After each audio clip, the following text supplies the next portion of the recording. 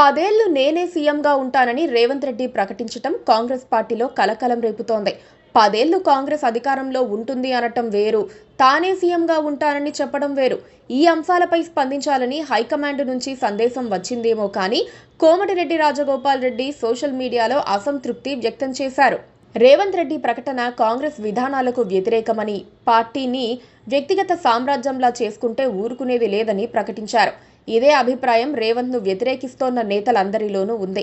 రేవంత్ రెడ్డి తన ప్రభుత్వం స్థిరంగా, దీర్ఘకాలికంగా అభివృద్ధి కార్యక్రమాలను అమలు చేస్తుందనే సందేశాన్ని ప్రజలకు ఇచ్చేందుకు ఇలాంటి ప్రకటనలు చేశానని హైకమాండ్కు వివరణ ఇచ్చే అవకాశం ఉంది. కానీ ఆయన టార్గెట్ ఏంటో కాంగ్రెస్ హైకమాండ్ గుర్తించకుండా ఉండదని చెబుతున్నారు. రేవంత్ రెడ్డి కాంగ్రెస్ పార్టీలో తన నాయకత్వాన్ని బలోపేతం చేసుకోవాలని చూస్తున్నారు. తనను తాను కాంగ్రెస్కు హైకమాండ్గా భావించుకొని పార్టీలో అంతర్గత వర్గాలు లేదా విభేదాలను అణచివేసే ప్రయత్నం చేస్తున్నారని భావిస్తున్నారు.